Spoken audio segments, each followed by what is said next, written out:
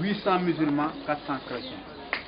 Avant que cette île s'appelle Gorée, les Sénégalais, les Lebou, qui étaient les premiers habitants de la région du Cap-Vert, Dakar, c'est environnements, cette île ça s'appelait Bér.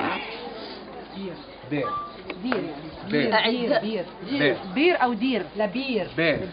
Comme vous dites bière, bière. Oui. Ça, c'est son nom d'origine. Ensuite, les premiers Européens à venir ici, c'était les Portugais. En 1444, Denis Diaz est venu ici. Il a découvert Gorée.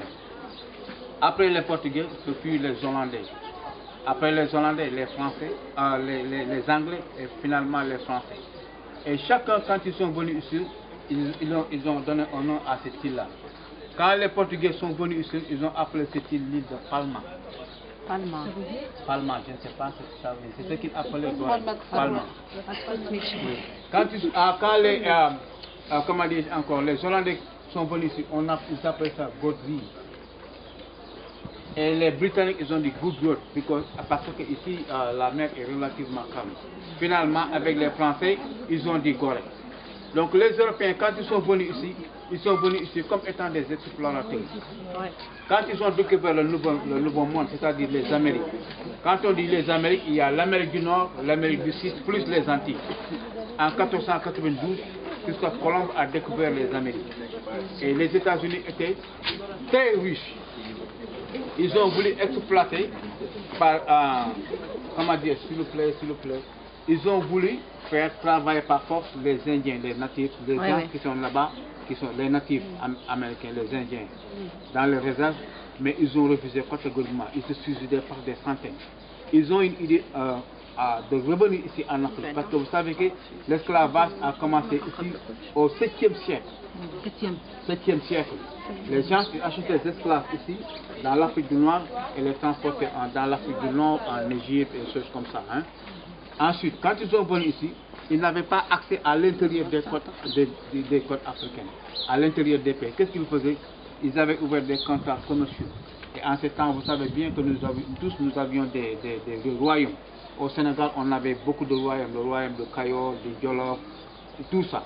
D'abord, pour vous dire que le Sénégal appartenait à l'empire du Mali, entre le 8e et le 11e siècle, et l'empire du Ghana, le 11e et le 15e siècle. Hein? Ensuite, on a eu des royaumes. Et ces royaumes-là, ils se battaient, ils s'entretuaient. Et quand ils se battaient, les colons, ils étaient là. Ils ont ouvert des contrats commerciaux. En provenance d'Europe, ils amenaient beaucoup de marchandises, comme l'alcool, les fusils, les pacotilles comme les miroirs, et les chiennes et tout ça. Alors quand ils venaient, ils échangeaient ça. Ils échangeaient avec les rois africains. Vous êtes roi, je suis un roi. Chacun a son territoire, des fois ils se battaient.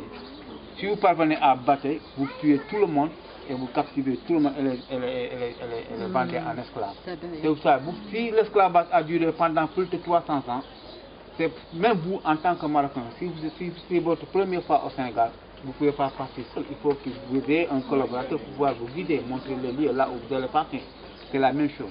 Il y a une étroite collaboration des rois africains qui étaient ici. C'est pourquoi l'esclavage a duré pendant plus de 300 ans. Et vous voyez même tous ces bâtiments de construction que vous voyez ici, hein, elles étaient construites ici en 1776. Mais le premier petit construit a été construit en 1536. Ça fait très longtemps. Donc toutes ces maisons que vous voyez ici, on y gardait des esclaves. Actuellement, la population de Gorée, c'est 1200 habitants, mais au 15e siècle, il y avait plus de 8000 habitants dans cette île. Et on n'a pas que Gorée ici. Si vous partez en Gambie, vous avez James Island. Si vous allez au Ghana, Elmina, en Afrique du Sud, un peu partout en Afrique.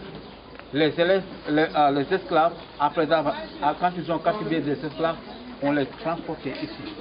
Et ils attendaient au moins 3 mois. Après qu'ils ont un cargo plein, plus de 600 à 700 personnes, on les faisait partir aux Amériques. Mais puisqu'ils vont bientôt commencer leur commentaire, combien arrive on a dit officiellement 20 millions d'Africains émanant de toute l'Afrique ont quitté l'Afrique pour les Amériques. Mais ce chiffre-là n'est pas exact. Ça pouvait être plus de 100 millions d'Africains qui sont partis ici, d'ici de Gorée, pour les Amériques. 100 millions parce qu'à ce temps-là, la population africaine était égale à de la population chinoise, à peu près. C'était la même chose. Ils ont dépeuplé l'Afrique. 100 millions qui partaient d'ici. Oui. Non, officiellement. De toute l'Afrique. Mais l'Afrique via Gorée. Les États-Unis actuellement 300 millions.